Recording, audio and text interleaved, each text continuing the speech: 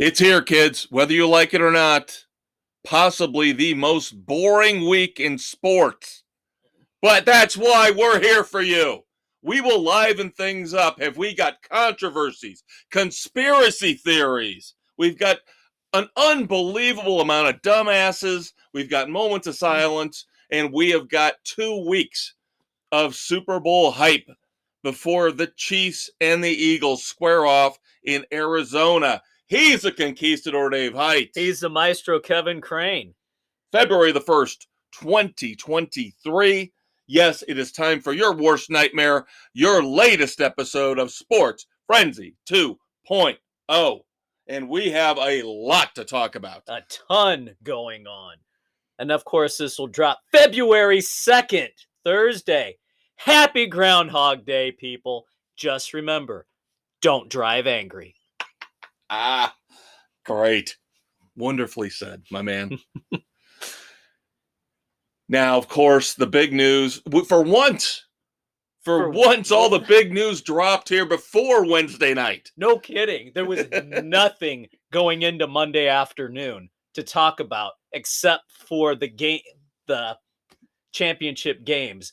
And then, boom, everything blows up. Yeah, and we're not just talking about the sports edition.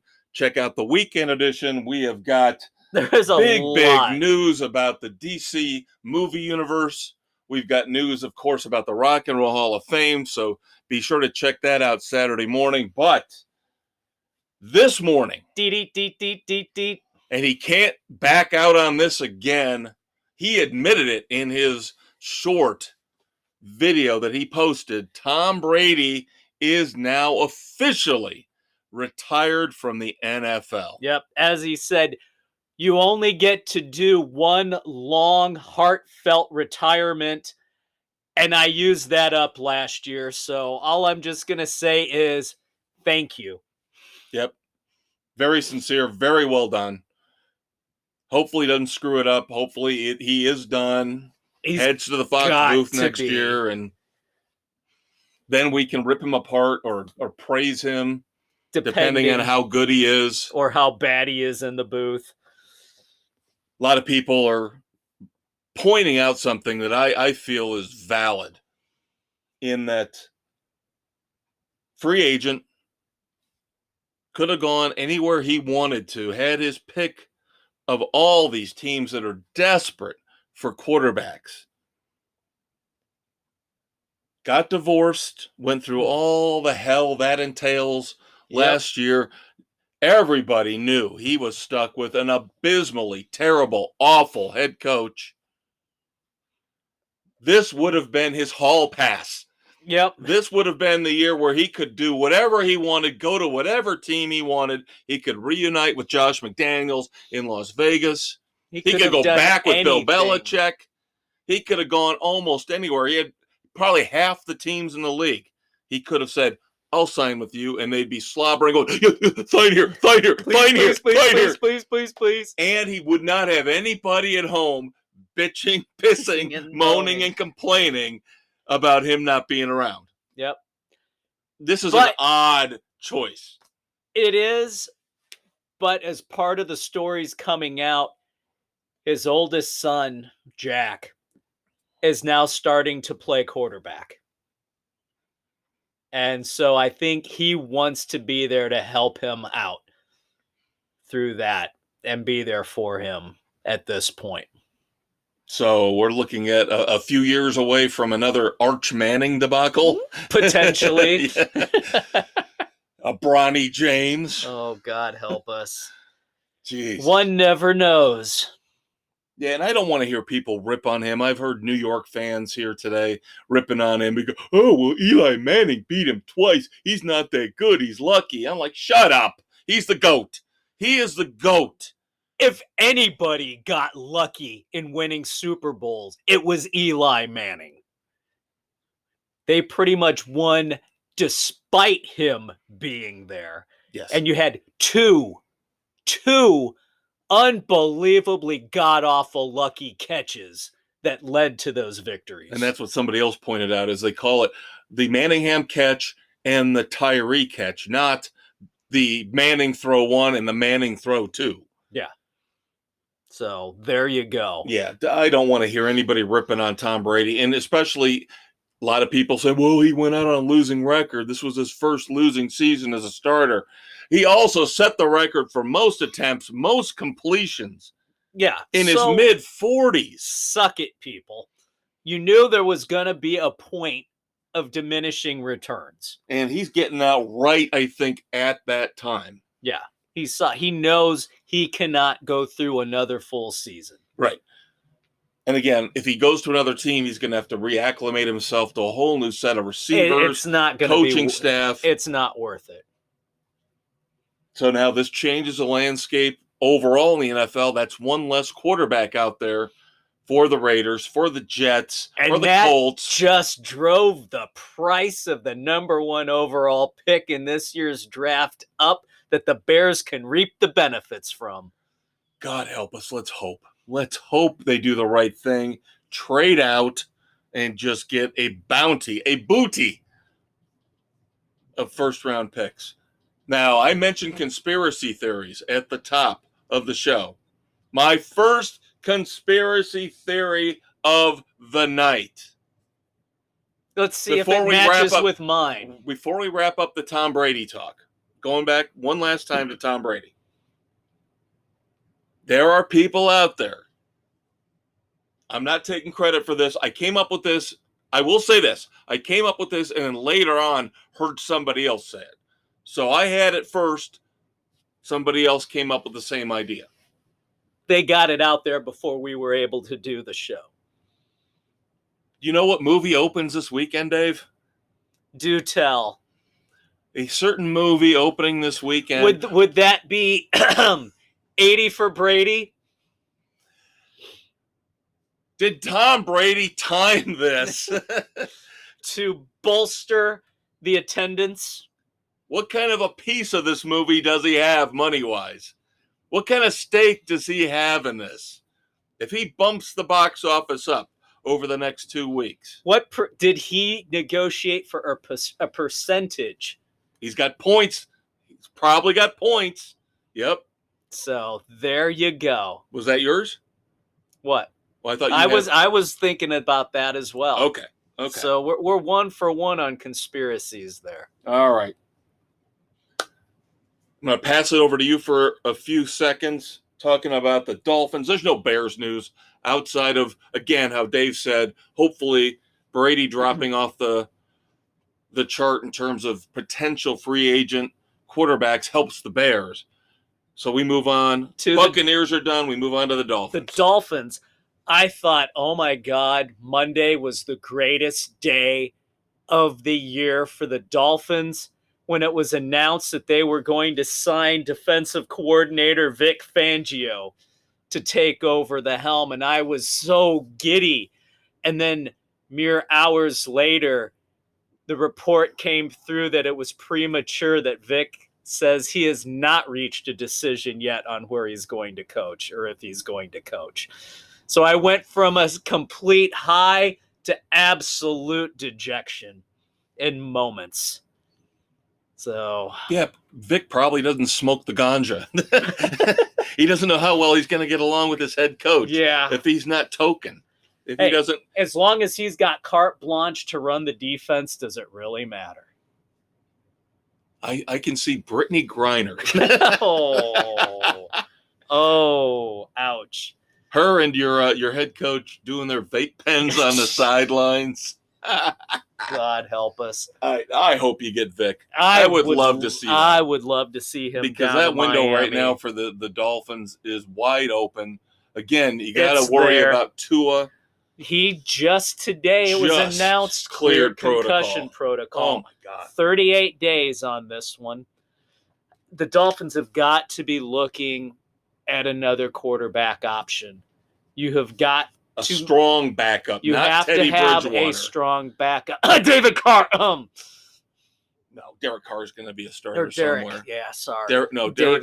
I do that all the time. Brother. Between the two, I do it all the time, man.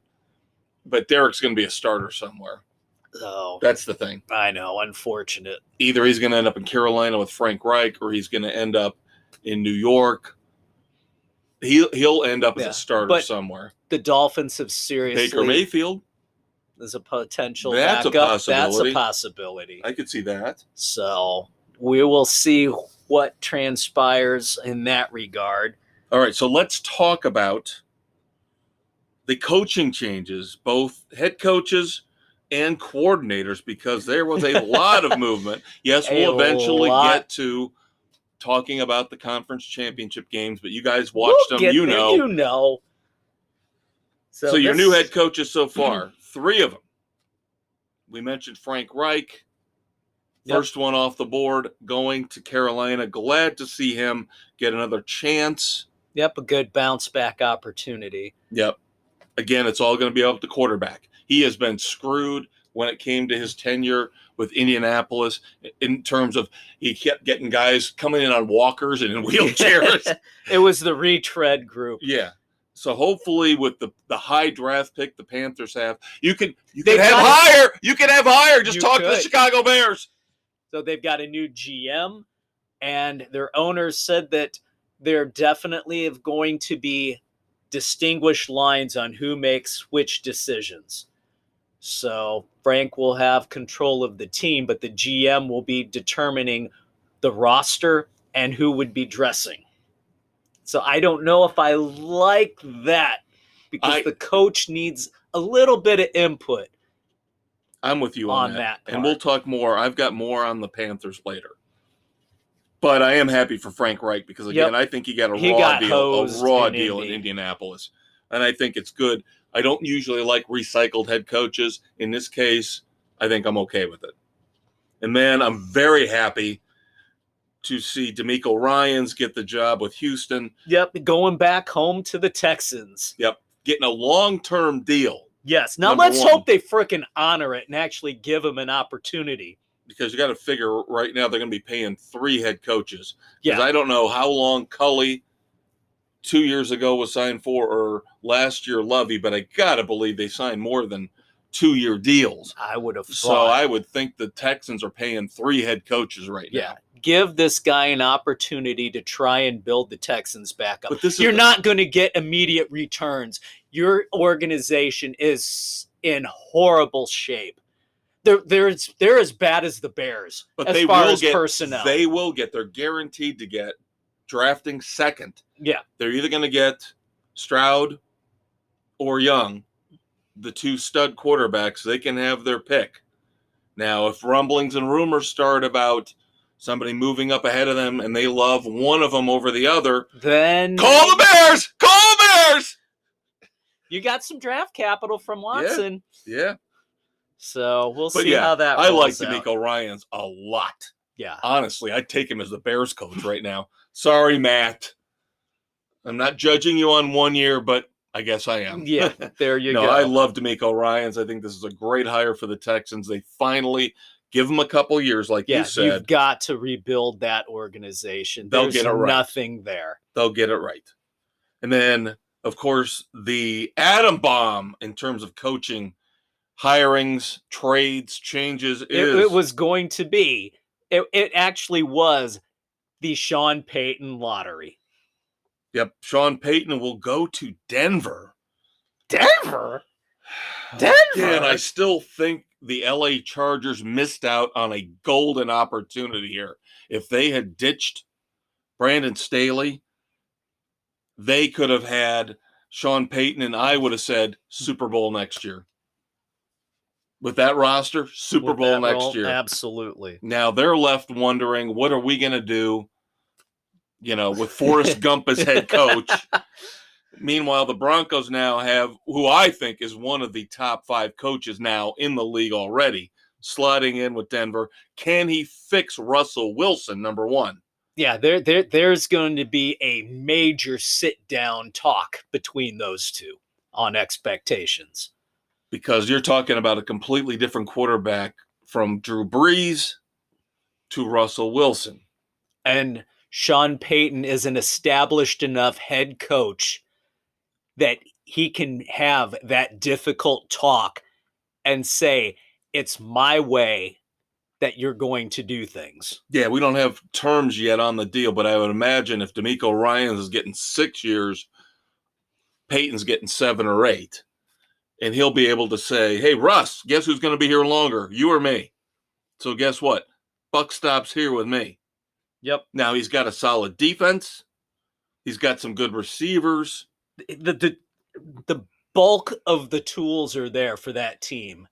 They just needed good leadership and better quarterback play. And again, they're stuck in a tough division.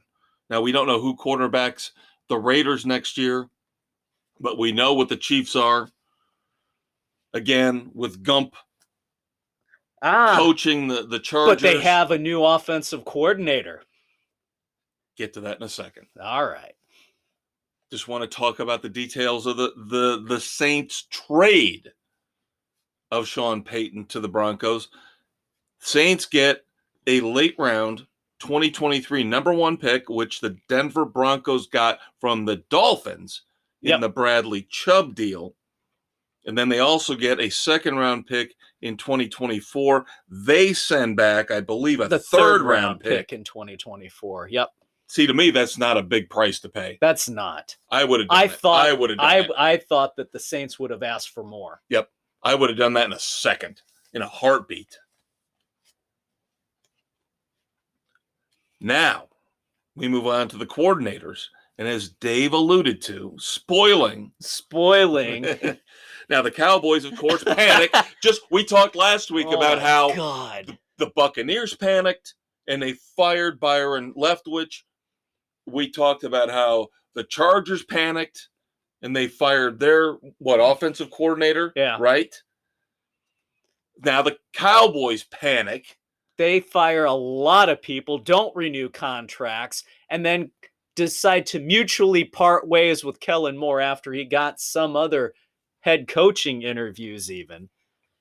But yes, Kellen Moore, 9 hours after parting ways with the Cowboys, signs as the offensive coordinator of the Chargers. Yeah, that was like blink of an eye. Yep, boom. Okay, that's easy. Go from Dak to Justin. And Mike McCarthy will take over play calling for the Cowboys. There will be, my understanding, no offensive coordinator for Dallas. No. Gee, does anybody else see disaster written all over I do! I do! Ooh, Mr. Carter! I do! I heard somebody put it beautifully on the score today as I was driving over.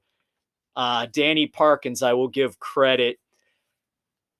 I cannot wait for them to lay down the win total at Dallas at 10 and jump on betting the under. I agree with that completely. Oh, my God. Because that is a tough division. McCarthy has no clue what he's doing. Despite himself saying that I'm an established, successful NFL head coach. You 1-1. Last time I checked, Brian Billick 1-1. When was the last time he was a head coach? Exactly. Other offensive, defensive coordinator positions filled. Falcons go with defensive coordinator Ryan Nielsen. The Rams take recently fired offensive coordinator Mike LaFleur from the Jets. Okay. All right. Yeah. And then the Jets take recently fired Broncos head coach Nathaniel Hackett. Here we go again. Oh, here come the Roger rumors. Broncos had him last year. They couldn't get Aaron. We're bringing in Nathaniel Hackett, and we're going to get Aaron Rodgers. Yeah, that bomb. And now it's going all over again in New York. There is a part of me, an evil, dark part of me, that wants it to that happen. Really wants and to see it blow up. No, I want Rodgers to go somewhere else, and I just want the Jets to be screwed and stuck with Zach Wilson again. That is their worst nightmare right now. That is.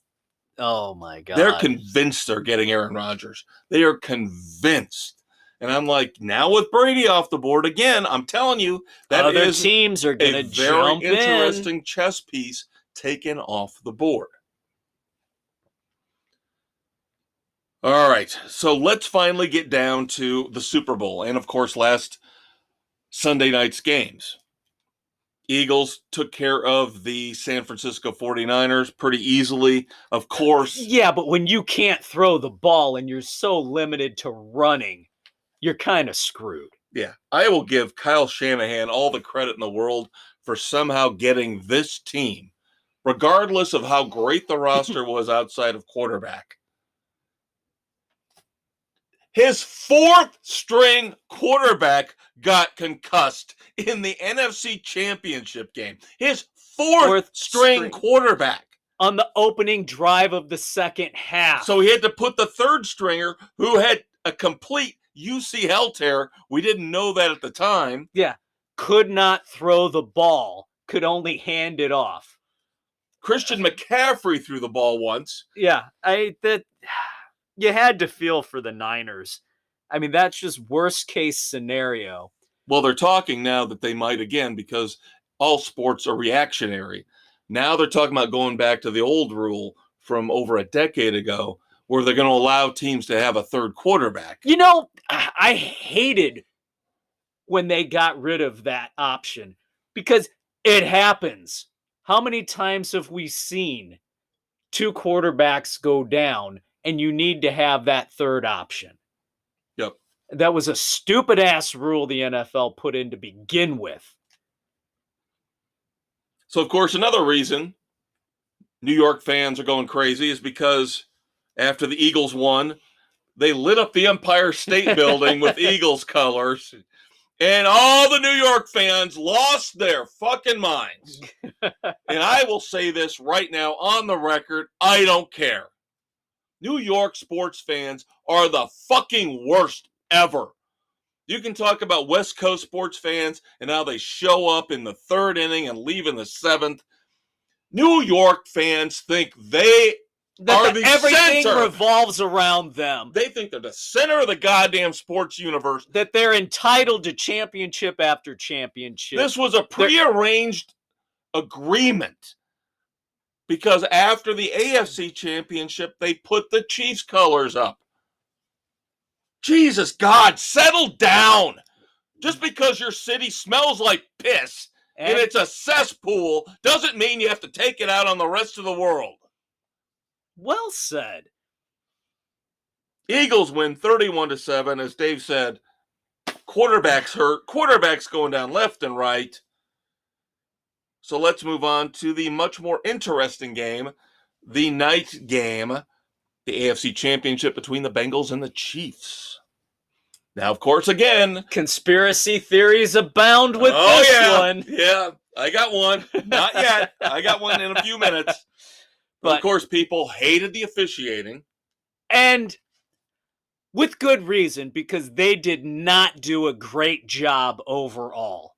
There was a lot of missed both sides of the ball, but there was some very egregious things that took place. I think the visually, the one that really people were freaking out about, and I was too, was when they gave the Chiefs not one, not two, but three chances to get that third down at a critical situation late in the game. Yeah, that was just poorly done. The back judge walks like 2 steps, barely waves his hands to try to cancel the play. No, if you want to cancel the play, get your ass in the middle of it, blowing the whistle and making a big goddamn stink about the whole thing. He should have been diving and taking out one of the defenders and saying, stop the goddamn play! He should have been running through the lines, right, grabbing the ball, blowing the whistle, not doing that little half-ass pansy little prance that he did. Then, of course, you can argue about the roughing the passer call at the end. I hate to see a game end like that. But that was a stupid play by the Bengals. I agree. And I'm sorry, it comes down to the series before that where Burrow grounds the damn ball. Yeah. Yep. There is no excuse for that. Yep. So the Bengals had plenty of chances, and they failed to capitalize. Yeah, I don't have a problem with the Chiefs winning this. No. No, 23-20 final score. 3 seconds left on the clock. Harrison Butker field goal to win it. But conspiracy theory number 2. Dave, where are they playing the Super Bowl? Where are they playing this? Arizona, isn't it? Do you know what the name of that stadium is? I can't remember what they call it now. It's all right. I'm kind of like goading you into this, just like everybody out there in podcast land. I'm a bath bomb guy. Patrick's time for your jazz bath. I like to draw mustaches on people's faces. Isn't that convenient? State Farm Stadium will be hosting the Super Bowl, and who are 2 of the biggest spokespersons for State Farm but Andy Reid and Patrick Mahomes? Conspiracy ding, ding, or ding. not? I'm just putting it out there. Now, one player, unfortunately, again, news that broke today, not a starter, back of the bench guy. But this is a distraction. It is for the Eagles. Super Bowl distraction for the Eagles. Young reserve offensive lineman Josh Sills played one game this year. Indicted in Ohio on rape and kidnapping charges. God damn, I was getting ready to start up Frenzy 5-0 again. Yeah, no kidding. That is disgusting. Now, here's the one thing that bothers me. We're going to wrap up segment 1 here. And we don't have to do picks this week. No, we don't. The Maestro gets a week off from having to herd cats and corral everybody. This is an indictment of the justice system to a point. That it's taken this long for it to come out? This incident happened in December of 2019. And it's taken till now to get to this point. It was reported immediately after it happened. And it's taking this damn long. That is absolutely pathetic. Yeah, the wheels of justice grind oh so slowly unless you're a celebrity or rich. And we still don't have anything on Kamara from that incident at last year's Pro Bowl. Oh, by the way, this week is the Pro Bowl where they're going to play flag football. Yeah. I saw a couple great little nuggets about that, by the way. Number 1, considering the fact they've already told him, go screw, we're done with you. The Raiders official Twitter account or Instagram account posted this big congratulatory meme about, oh, Derek Carr is in the Pro Bowl. You just told him a month ago, sit on the bench, go home. We're going to start Jarrett Stidham. And now you're doing for us in the Pro Bowl. No, bye-bye. You can't do that. And then, because of course nobody wants to play in this game, everybody drops out. Everybody comes up with a fake illness, fake injury. And I'm sorry, flag football, you're still going to have guys tearing up their knees. Ravens backup quarterback, Huntley, is an alternate, a reserve on the Pro Bowl. And if you look at his numbers, they're bad. Gotta be the most pathetic numbers ever. So bad. For anybody to be named to a Pro Bowl roster. Yeah, it's not good. Oh, kids, we're just getting started. I'm just getting fired up. I've already given you 2 conspiracy theories. We're playing dumbass or not later. We have got moments of silence, legends to talk about who've passed away, legends who are still with us, some good, some bad. Some were indifferent. Stay tuned. Dave and I are not even close to being done yet. We will be right back.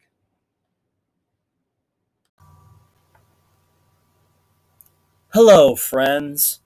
Are you tired of the boring sports analysis you get from the major outlets? If so, join the Maestro and the Conquistador for a riveting discussion of all sports topics on Sports Frenzy 2.0. Available on Spotify, Google, Apple, and wherever podcasts are available. All right, kids, segment 2 of Sports Frenzy 2.0. Here as we record February 1st, 2023, dropping on Groundhog Day on Spotify, Anchor, Google, Radio Public, Pocket Cast, Amazon, Audible, Apple, Overcast, Castbox, and Stitcher! All right. We are going to kick this off talking a little auto racing as we're gearing up for NASCAR's Clash at the Coliseum coming up on Sunday. Starting off, Speed Week's kicked off in Daytona with the Rolex 24 Hours of Daytona with the new prototypes that will be running at Le Mans. But we had Meyer Shank's Acura team winning for the second year in a row. Tom Bloomquist, Helio Castro Neves, Simon Pagenaud, and Colin Braun. So congratulations to them. The Acura took the second place with Konica, and then 3 and 4 wrapping up the Cadillacs from Chip Ganassi Racing. So all your top 4 overalls were from the new prototype. This is something new IMSA has worked out with the whole sports car racing scene. So these guys will be running at Le Mans coming up for the 100th anniversary of that race. Speaking of which, in NASCAR, Hendrick has their Garage 56 project, getting their Camaro revved up. Jimmy Johnson, Jenson Button, Mike Rockenfeller are the 3 drivers who are named to run this. Of course, Johnson's been running for Hendrick for so long. Jenson Button's a 15-time Formula One winner, so a lot of good experience there. And Mike Rockenfeller has won Le Mans twice. 2015 a class win and a 2010 overall win. So you got some good experience there trying to get this project going. And you mentioned Helio Castroneves. Yes. He will not be running the Daytona 500. No, a ride did not come together for him, unfortunately. Yeah, that's a shame. I would have kind of liked to have seen him in it. But of course, moving on to Cup news. We got Chase Briscoe. News. We knew Stewart Haas was going to be in trouble with the announcement of Kevin Harvick retiring. Eric Almirola's only got 1 more year left, theoretically, after he's done in 2024. So they needed a name. They needed some stability. So Chase Briscoe is the guy who is going to shepherd Stewart Haas Racing into the future. He gets a multi-year extension. Big news from Toyota. They have come out and they said they want to up their influence, their footprint in Cup. They want 9 to 10 Camrys in the Cup Series next year. Yeah, they want to try and lure another team or two away from the Ford or Chevy camps. So interesting to see what will happen in that regard. And then the big news, rule changes. Dun, dun, dun. Like we didn't see this coming. Well, at least the one. And it's not really a rule change. It's just going to be an enforcement of an existing rule. So their one rule, I can't remember the number, basically says that no actions that pose a danger to any officials, any competitors, or spectators, which basically eliminates the Chastain video game wall ride at Martinsville. Yeah, there will be a time penalty now assessed for anybody who tries to pull, and I don't know where the name comes from. They've been calling it the Hail Melon. Well, because he's the melon farmer. Okay. I didn't know if it had to do with the video game because everybody says it's a video game when he won the races, he would smash the Right, watermelon. that I get. So they threw the hail melon. Right. So, and even he said he would never do it again. He said that was just ridiculous. It scared the hell out of him. And while all the competitors said it was a brilliant move, but we don't want to see it again. It's too dangerous. Right. And it is. So there you go. And now big change at the road courses, which I think will actually make them better, these races better. Oh my God. Because of what we've dealt with doing our Frenzy Cup over the last year or two. Our picks. Because more often than not, Chase Elliott, Kyle Larson, the big name guys, Tyler Reddick, who run really, really well at the road courses, would inevitably come in, give up the stage points, and pit before the end of a stage. And NASCAR finally figured this out, saw this was happening, so now there will be no stage breaks. Right. They will still award the stage points, but they will not throw a mandatory caution on the road courses. I'm wondering, I'm just putting it out there, why not do this for all races? I think it would be brilliant. Just like they did with the arbitrary halfway point, remember? Right. Back in the day, you got points for leading at the halfway point. Yeah. Just say you're going to get points at this lap, this lap, and the end. And you don't have to worry about trying to work around cautions and or work around the pit stops. It cycles out where it cycles out. You heard it here first. Because Dave and I should be running NASCAR. Because how many times do guys stay out for the points and then have to come in and they're hosed in the back and they never get a chance to get back up into contention? Yeah, I think the best way to do this, I do like the stage points. I will say that. The stage points are great. They make it a lot more interesting. Right. I will say in 2 years, this will happen for all races. I would love to see it happen. It needs to happen. All right, Dave and I have been talking a lot, of course, about our excitement for the third season of SRX coming up Thursday nights during the summer on ESPN. Yep, that's going to be good. The first 4 full-time SRX drivers have been announced. We've talked about Kevin Harvick's going to run a race or two. We know Tony Stewart's going to be a full-time driver. Well, yeah. Hailie Deegan. She's going to run all the races. She's going to run all the races, Dave. Good. Oh, I got to get my Hailie Deegan shirt on every time we do this during the SRX season. There you go. Hailie Deegan will be in every SRX race. I will be sitting down with my bowl of popcorn, a roll of paper towels. For the popcorn! The grease on my hand from the popcorn. Yeah, okay. Hailie Deegan. Of course, Ryan Newman's coming back. Bobby Labonte's coming back. Brad Keselowski. Nice. Gonna run all of the SRX races in 2023. New Hall of Fame inductee. This is very cool. I think I'm getting over the sports evil empire of ESPN taking over. I'm going to miss Saturday nights. But if ESPN is going to start bringing in this kind of pull, this kind of star power, then let's go for it. But I want to see some of the other guys come back too. Come on. Well, these are just the full-time guys. Yeah. We're not talking about the ones that are running 1 or 2 races. These are full-timers. Well, we're missing a few of the full-time runners from before. It'll happen. Again, it'll all get there. This is just Tony initial. Stewart wasn't announced as a full-time driver. But we know damn well he's going to be in it. We know Castroneves is going to be back at least for part of the schedule. It's going to be It will great. be fine. I think, thanks to our pushing, our promotion over the last couple of years, it's starting to gain traction. Yeah, SRX is finally becoming a thing.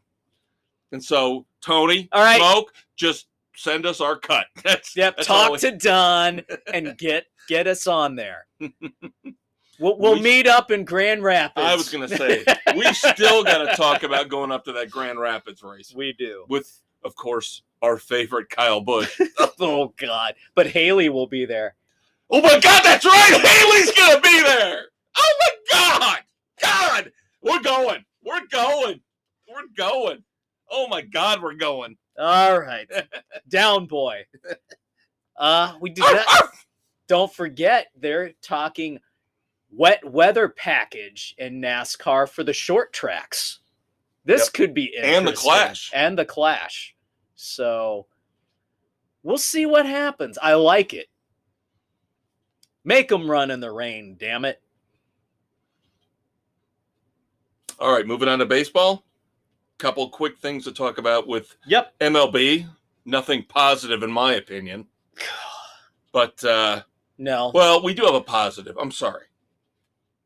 The Astros hired Dana Brown as their new GM, former Atlanta Braves vice president of scouting.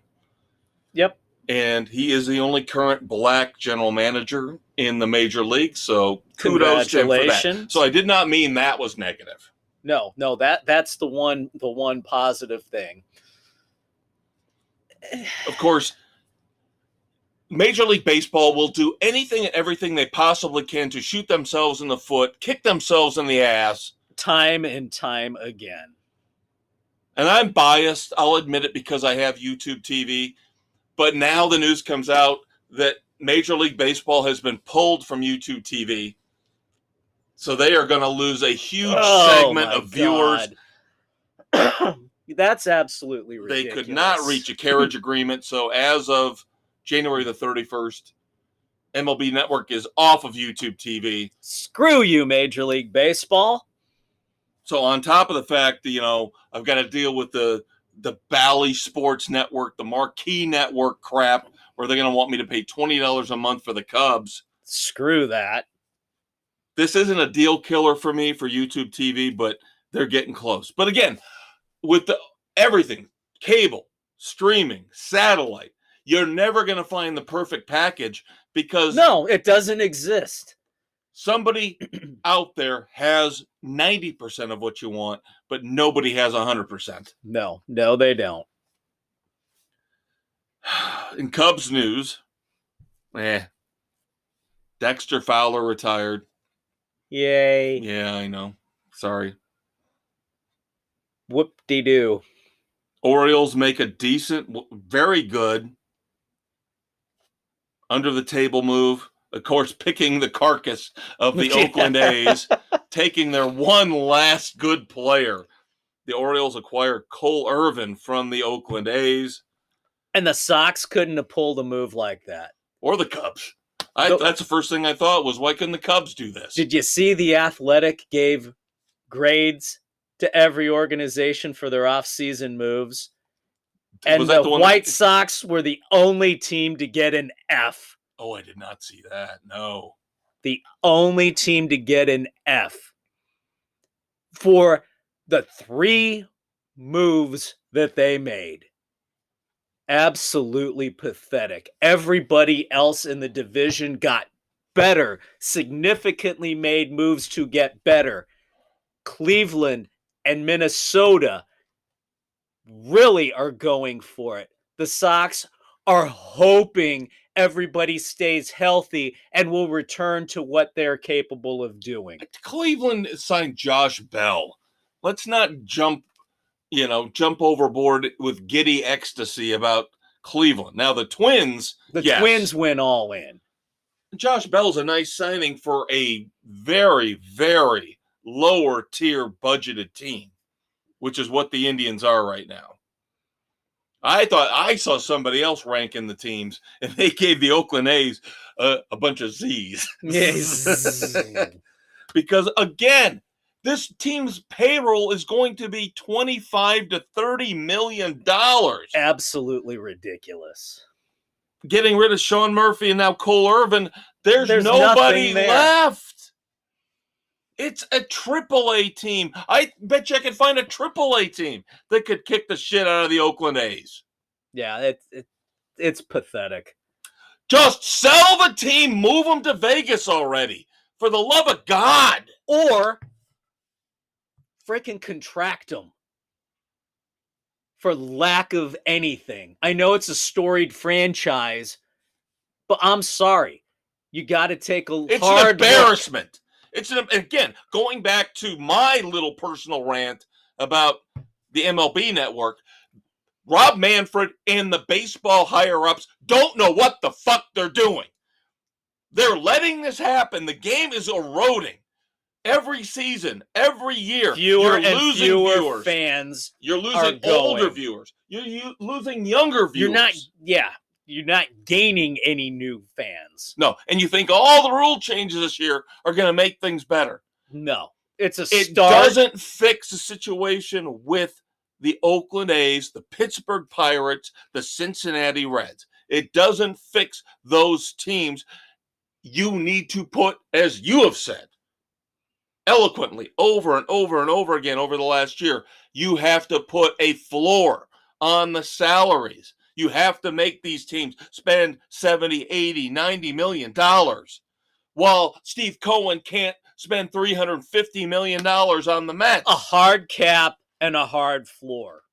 Speaking of the Mets, of course, yeah, why not? Let's sign Sure. NL batting champion Jeff McNeil to a 4-year, $50 million extension. Yeah, Because, why not? I get that out of petty cash. I print my own money, so I get it's that all out good. of the ashtray in my car, even though they don't make those anymore because people don't smoke in their cars anymore. Duh. I could buy and sell you, Sports Frenzy. I wipe my ass with $100 Oh, by the way, bills. go ahead. You want to buy us off? Couple mil, we'll take it. Yep. We'll shut down tomorrow if you want to give us Exactly. a couple million. All right. College football. You thought we were done with college football, but no. Never done with college football thanks to the frickin' transfer portal. Well, again, going back to what we talked about in segment 1, Frenzy 5-0, this week would have been great. Ugh. National champion quarterback, back to back. Mr. Bennett. Stetson Bennett arrested in Texas for public intoxication. Dude. I thought that in Texas you pretty much got away with anything unless you pulled your 6-shooters and shot them into the air. I'm your Huckleberry. Yeah, not a good look for Stetson. Yeah, this is going to do wonders for him going into the draft where he was a borderline pick at all. Yeah, this pretty much seals the deal. And of course, for my Miami Hurricanes, no shock. Highly touted offensive coordinator Josh Gaddis, who they plucked from Jim Harbaugh's staff at Michigan, lasted 1 season. And if you watch the Miami Hurricanes like I did, and God help you, yes, I know, gouging your eyes out was considered an option at some point during the season. Josh Gaddis fired as offensive coordinator for the Miami Hurricanes. And there you go. So, transfer portal. We talked about, who was it? Jaden Rashada, who was let out of his letter of intent from Florida because the boosters couldn't pony up the millions in NIL money for him. $13 million, I think it was. Something like that. He winds up at Arizona State. And the thing is, he's not even considered one of the highest No, he's not. skilled rated players. Yeah, which is kind of crazy because, Notre Dame's Drew Pine already transferred there. That's right. I'd forgotten about that. So what the hell is going on? Well, I figure maybe Rashada's thinking sit for a year and then come in after Pine. Potentially. But they also have BYU quarterback transfer Jacob Conover. I thought Herm Edwards was gone. Who's bringing in all this talent to Arizona State? Was it, let me see, Dillingham. That sounds like a porn star's name. Kenny Dillingham is the head coach. Oh, Lord have mercy. Special Delivery starring Dingo Dillingham. All right, golf. Of course, we have to take my God. yet another shot at our favorite wussbag whiner, even though he won a shit ton of money, from the country that he rips upon each and every week now. Yep. Gee, funny how that works for somebody of God, I would have loved to have seen ego. Patrick Reed beat him. Patrick Reed came back, falls one shot short at the Dubai Classic. And of course, yes, Rory McIlroy ends up winning. No justice. No justice. Dave and I have talked about this ad nauseum. He's a hypocrite, just like Tiger Woods is a hypocrite. They take the money. The PGA are a bunch of hypocrites. They take the money when they want to. I won't even say the PGA because I don't know if this is a PGA sanctioned event, but the golfers deserve the PGA ridicule. is because they're allowing these guys to play over there in an unsanctioned event where they won't allow the live golfers to play over. Yeah. So come on. Yeah, Roy Let's McIlroy, call it what it is. He's getting real close. He is in the waiting area. We've given him his complimentary bag of peanuts. Oh no, he's on the staircase for the plane of doom. Oh, he's going to have a seatmate. He's going to have a seat right next to Tiger. Tiger's, for me at least, Tiger's already locked and That's loaded. what I said. Tiger's locked in. Rory's going to be his seatmate. I have fused his seatbelt. I took a welding torch, made sure that seatbelt will not disengage. Exactly. Tiger Woods is not going anywhere off the plane of doom. Australian Open, the first tennis major of the year, is done. Now, on the women's side, first-time winner. I'm gonna botch this name. I'm sorry. Aryna Sabalenka wins her first Grand Slam. Congratulations. And again, this is like polar opposites. You got Aryna Sabalenka winning her first, and then, of course, finally, justice after being deported last year, Novak Djokovic gets his 22nd Grand Slam title, tying Rafael Nadal. This is going to make the tennis year fun. We've got three majors left. We got the French, Wimbledon, and the U.S. Open.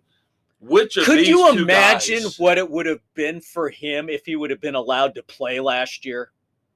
Oh, he would be far and away in the lead because Nadal's breaking down. Nadal is breaking down. But with the French Open, on the clay, Nadal is king. So I'm giving Nadal his 23rd already.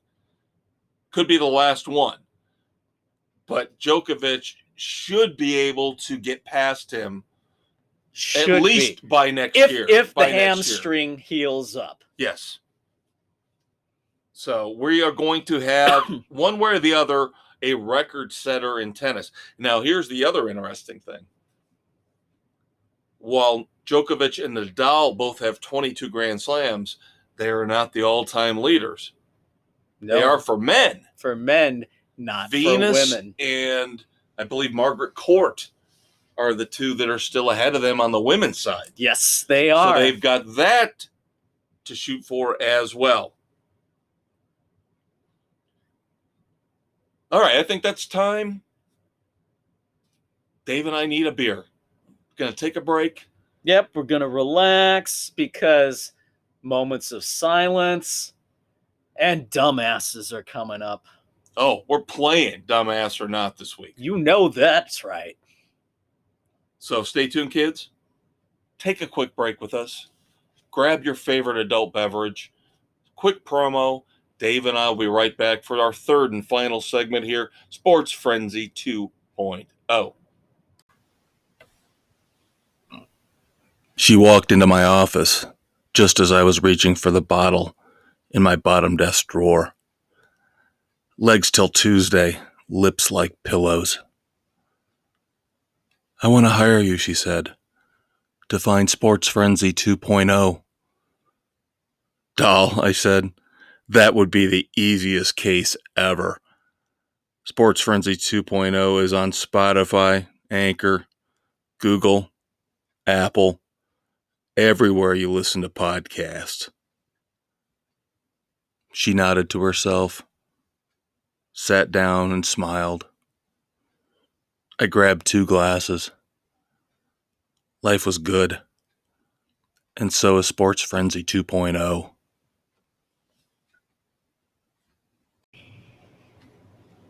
All right, kids, time to wrap things up here. Sports Frenzy 2.0 taping Wednesday night, February the 1st, 2023. This will hit Thursday morning, as always, February the 2nd. Don't forget to check out the weekend edition. Have we got some awesome stuff for you? We have got Rock and Roll Hall of Fame nominations. We have got Poker Face. We have got Jack Reacher. We have got James Gunn's Ryan. Oh, we got both Jacks. Yes. And then we've got James Gunn's plans for the DC movie and television universe going forward. Do not forget to check out every Saturday morning the weekend edition of Sports Frenzy 2.0. He's a conquistador, Dave Height. He's the Maestro Kevin Crane. So we're going to start off with moments of silence. Probably the biggest one that we have. Blackhawk legend, the Golden Jet, Bobby Hull passed away at 84. The first $1 million hockey contract when he signed with Winnipeg back in the day. And as great a hockey player as he was, as a human being, he was a piece of garbage. Abusing his wives. He was married 3 times. Brutal stories had come out at the time. And in the late 70s, made comments about racial populations in the United States, and how he said that Hitler had some good ideas, he was just misunderstood. Not a great human being. He kind of tried to make up for it later in life, but the taint is there. It's hard to bring Bobby Hull, the player, and the person together. It's hard to reconcile the two sides. Yeah. It is. And we've talked on this show in the weekend edition a lot about how we need to stop using racial epithets like the N-word, anti-Semitic. We need to, anybody who says Hitler had some good ideas needs to go away. That needs to stop right now. Exactly. There is free speech, and then there is stupidity. Stupid speech. And that is pure stupidity. So, thoughts and prayers to Brett Hull and the rest of the family. Moving on, NCAA Final Four broadcaster legend Billy Packer has passed away. So, it's going to be a little different not having him and Nance together. Yeah, and that's the thing is that I really, again, I hate to beat a dead horse, but Jim Nance has just gone downhill so much being stuck with Tony Romo, and he sinks to that level. But when he was with Billy Packer, those two worked so well together. What he actually, the great broadcaster he is. Nance is great at golf. He was great with Billy Packer doing college basketball. But Romo just brings him down on football. Yep. So thoughts and prayers to the Packer family and friends. Couple other notes in the NFL world. Longtime NFL general manager, was on TV a lot. Bobby Beathard passed away. Former Detroit Lions linebacker, still trying to play football. I believe he was working back into a career with the USFL. Yeah. Jesse Lemonnier This is heartbreaking. was 25, I believe, right? Yeah. Jesse Lemonnier passes away. Of course, thoughts and prayers to his family and friends.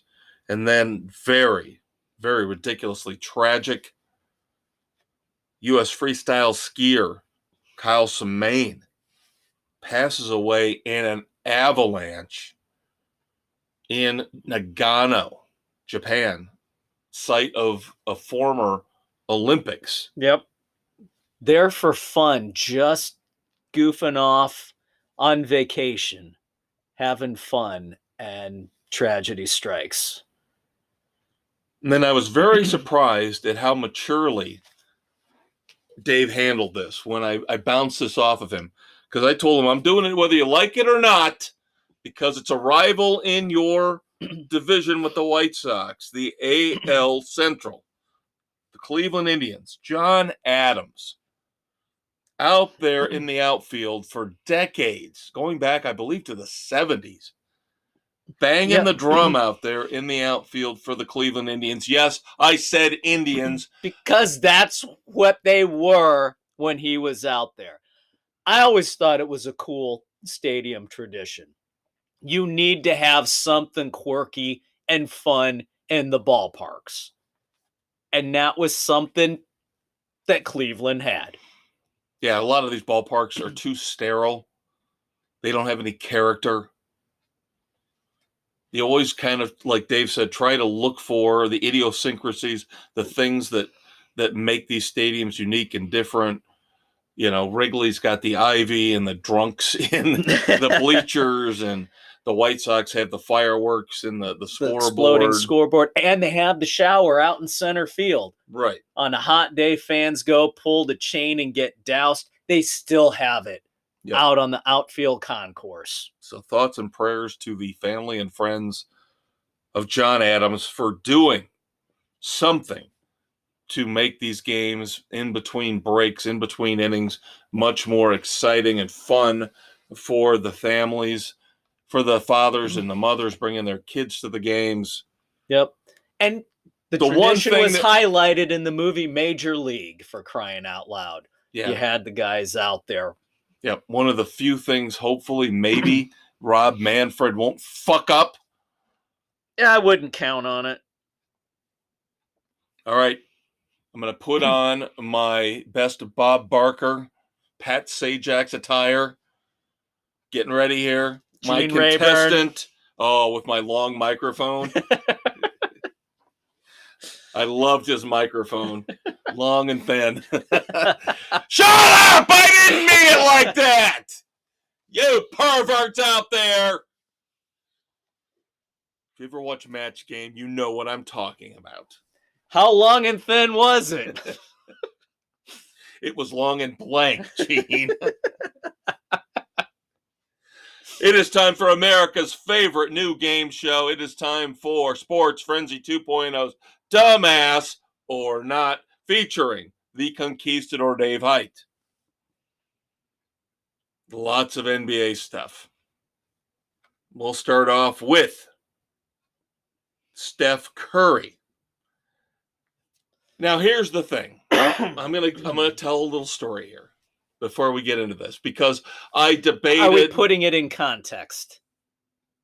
I debated whether or not to make Steph Curry not only my Clint Eastwood badass of the week, but also a dumbass of the week. There was a story out there. Of course, we've got this massive problem in the NBA with these players sitting.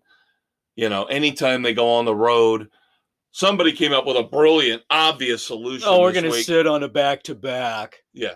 Here's an idea. Why don't you sit on your ass for your home fans? Yeah. They get 41 chances a year to see you. But yet you do it when you're going out on an East Coast trip if you're a West Coast player, vice versa. You deny the other fans a chance to see you play. Steph Curry, of course, because he's got an asshat for a coach. I can't stand Steve Kerr, Commie Kerr, as I like to call him. So, of course, when they were in Cleveland recently, and my understanding is, they didn't play. The star players for the Warriors didn't play. Balls. And some guy who had paid, again, a shit ton of money to get a ticket because his daughter wanted to see Steph Curry play. He posted on Instagram a picture of him and his daughter saying, hey, we're just glad we're here, having a great time. Father and daughter wanted to see Steph Curry, but it is what it is. Handled it unbelievably well. Unbelievably well. Somehow the post got to Steph Curry, and he sent the daughter 6 pairs of shoes from Under Armour with an apology note. That's cool. So that's why I wanted him to be my Clint Eastwood badass of the week. But of course, he had to show his true NBA colors and be a prima donna, because now the news comes out that in his fancy pants neighborhood, where he has a $30 million mansion in Atherton, California, he has told the city council, and this is tying in, by the way, to the weekend edition. So you better check out the weekend edition, because I'm going deep here. Wow. So I thought this was going to be his throwing his mouthpiece. No. He is trying to block low-income housing from being put up near his mansion. Wow. And he says, if you can't, he told the city council, if you can't do that, at least put up fencing and shrubbery to make sure that people can't look at my property and I get my privacy for me and my family. So now you can understand my conundrum, right? You can understand my difficulty. And that is an elitist move that you see everywhere. So that's the thing. I heard the great story about what he did for the daughter and the father in Cleveland, and then yet this comes out. Is he a dumbass? Is he a badass? Is he neither? Is he both? How many people do not want low-income housing near them? Everybody. So really, you can't call him on that. Okay. It's an elitist move, but it's something everybody does. Is he a badass for the other move? That's pretty damn cool, though. Okay. So Steph Curry will be our badass of the week.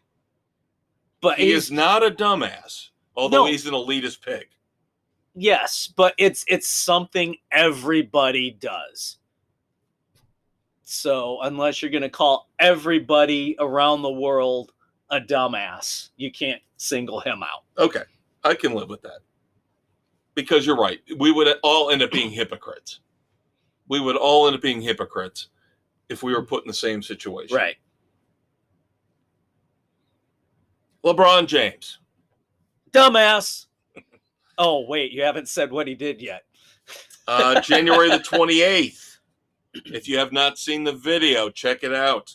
I'm sure it's on YouTube, ESPN, wherever you want to watch it. Playing the Boston Celtics, a late layup where everybody says he was fouled, yet they didn't call it. He falls to the ground, screaming and yelling and crying about how, I'm LeBron James. How do you not make that call? You have to watch the video. Again, it's a podcast. I know we can't give the visual aspect its due. I've seen the replay of this. He made a complete ass of himself. And some people say about 2/3 of the way through, he realized that he was making an ass of himself and kind of dialed it down a little bit at the end. No, that's who he is. He is a dumbass. And it's shameful. If he is such a great player as he thinks in his mind, he needs to act with a hell of a lot more maturity. And he is going to end throwing a temper tantrum in the next like that. week or two, the all-time leading scorer in NBA history. And he just hit the top 5 in assists. Yeah. Jesus Christ. I mean, that's to me just. But I'm sorry. You can't disavow. You can't ignore the stats. But at the same time, I've said this ever since we started this podcast. I don't think he's even in my top 5 or top 6 all time. No. The game has evolved. I can't imagine Michael Jordan playing with him. I mean, that would be a disgrace. Anybody, any of the greats from the past. It just does not compute. And it's gonna break my heart to see Kareem Abdul-Jabbar. He's gonna. I would imagine Kareem will be a class act and show up. Oh, he will. Because it probably happened. What I've seen probably happen at home in LA. And Kareem will be there to congratulate him. Yeah, but when you're a mercenary, you're still not Michael Jordan, LeBron. You never will be. You never, ever will be. You're not Magic. You're not Larry. You're not Dr. J. Completely agree. You don't make people around you better. Yeah, and Kyrie Irving coming out and kissing your ass when you beat the Nets doesn't help your cause. Because we all know Kyrie Irving is a cancer in the NBA. Oh, but we're not done with the NBA yet. Let us continue. The Milwaukee Bucks on January the 25th. We talked about the hockey deal over the last couple weeks and how we had the one player who didn't want to participate in Pride Night. Okay. Now we go the other way. The Milwaukee Bucks go so far on Pride Night at the Fiserv Forum, playing the Denver Nuggets, to have a drag show at halftime. Oh, come on. That's going too far. And while it was not sexual, it doesn't matter. It's still, in my opinion, again, I don't mean to interject. The game show host should not interject, but it's in poor taste. It is in poor taste. I don't know that I will full out call it a dumbass move, but it's definitely in poor taste. You have a captive audience with children out there. Yeah. And again, it seems like it's indoctrination. Again, I get tired of this where we're forcing our kids, young kids who don't yet have the capacity to understand what right the hell's wrong, going on, who they are, who they want to be, forcing them to deal with this. And we have more of that coming up. Not a good situation. Now, this ended up being a prank, but still, even though it was a prank, this goes back a week. One of those things that we missed just because it happened right when we were taping on January the 25th in Pittsburgh. An Uber Eats driver supposedly walked onto the court during a Duquesne Loyola Chicago game carrying a bag of McDonald's for a video board operator. Now, it came out later that the guy was wearing a mic, that it was a prank.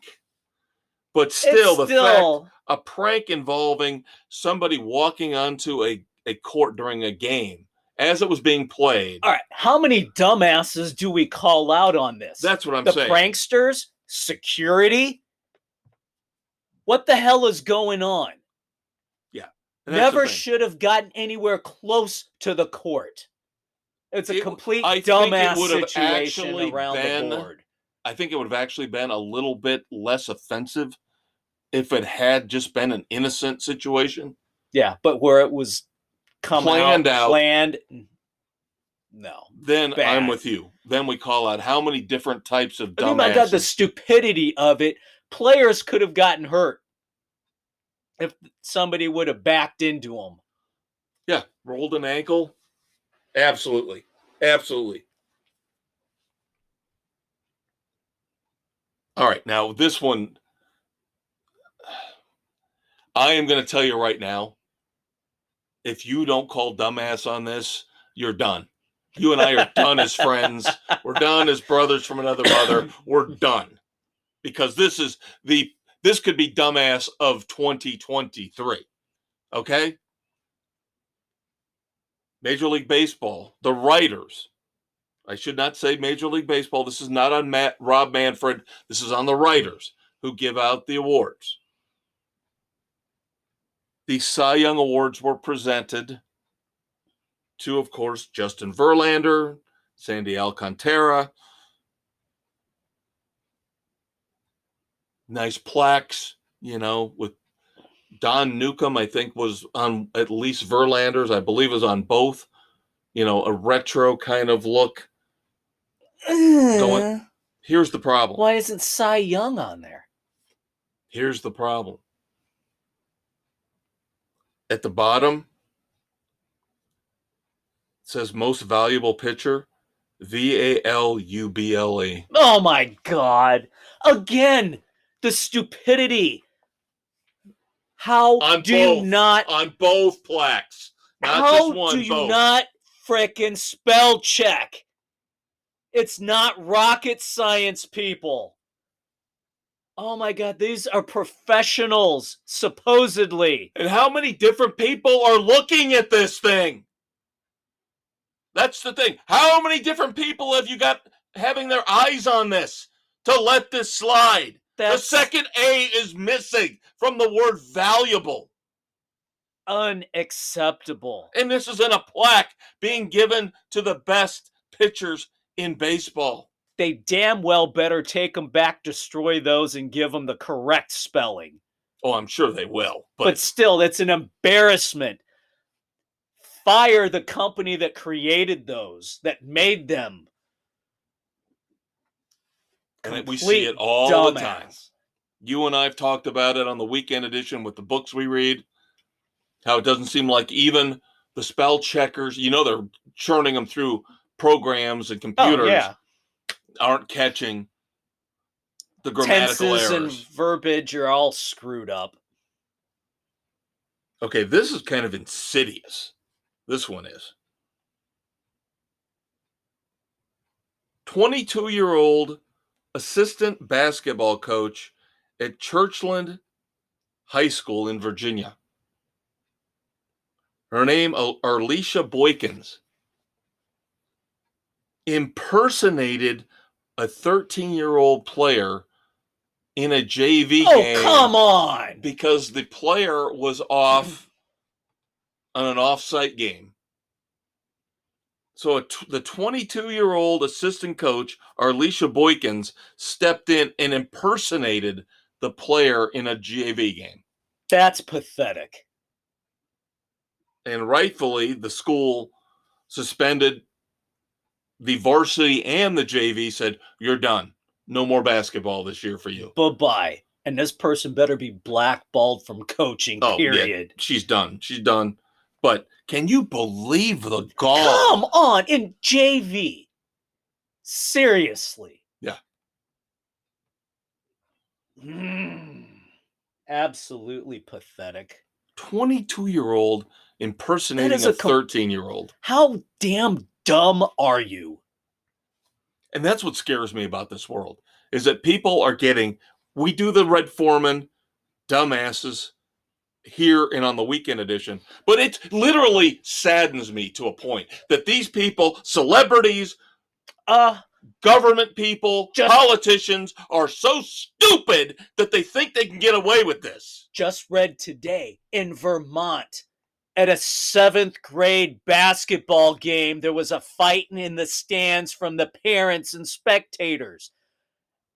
And somebody died as a result of their injuries from it. It's a freaking 7th grade basketball game, you dumbasses. What are you doing? Absolutely unacceptable behavior. My God. And let me point, this is going to sound completely off subject, but I'm going to tie into what you just said. There is a commercial out there, which I've seen, it came on the air a couple weeks ago. It's for a protein drink. I couldn't tell you what the drink's called. I don't want to remember it. But the ad features, one of the 2 ads that they have out there features a father drinking this drink, and then he goes, they're probably thinking when they're making this ad, well, this is great because he goes to all of his kids' sporting events.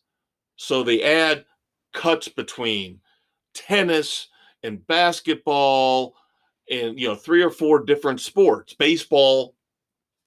But he is out there drinking this protein drink. You'd think he was taking crystal meth. Oh my God. As he's screaming and yelling and jumping and yelling and blocking. Every time I see the commercial, from the first time I've seen it, that is not the person you want to be. I have said, and I would have gone to my car, got a baseball bat, and kneecapped him. Said, sit your ass down, act like a responsible human being, as I, of course, am not. Stop ruining it for the kids and for everybody else because of your selfish, egotistical capacity to not control your emotions. There you go. Come on, but again, people. You're seeing it in commercials. They're encouraging this behavior. They're endorsing people to be assholes. To be complete and total, distracting, self-centered, egotistical assholes. And that leads us to our last dumbass or not for the week, Dave. We talked about him a little bit in segment 1 with professional football. What do we hate? We hate hypocrites, don't we? Do we or do we not hate hypocrites? People who say one thing and then do the exact opposite. So who did the Carolina Panthers hire as their head coach? Frank Reich. And we like Frank Reich. Frank Reich seems like a very good hire. But, and I've never liked this guy. I have never, ever since he came in the league, liked the Panthers owner, David Tepper. He seems like he is a nut job liberal fuckwad. He hires Frank Reich. Perspective. Context, kids. He hires Frank Reich after he told Steve Wilkes, an African-American coach, who took over after he fired Matt Rule, who, by the way, is suing him for $5 million, saying he didn't get enough severance pay. Yeah, because they're supposed to cover the difference from the new contract with what was outstanding from the old one. That's beside the point. So we go back. He told Steve Wilkes, if you do enough to prove to me, if you show me you can turn this team around here over the last 2.5 months that you're the head coach, 3 months, whatever it was, you'll get the job. And Steve Wilkes got them within 1 week. 1 week. Again, a putrid NFC South. Got him within 1 week of getting the crown away from Tom Brady and the Buccaneers. He does not hire Steve Wilkes. He hires Frank Reich. And then has the audacity to come out and say, I'm trying to get rid of the old boys network in the NFL. You just became part of the old boys network in the NFL with a move like this. When you tell somebody one thing and then do the opposite. So he's a hypocrite and? A dumbass. Thank you. And again, I don't like the guy, so. No, not at all. I'll let you be the final judge.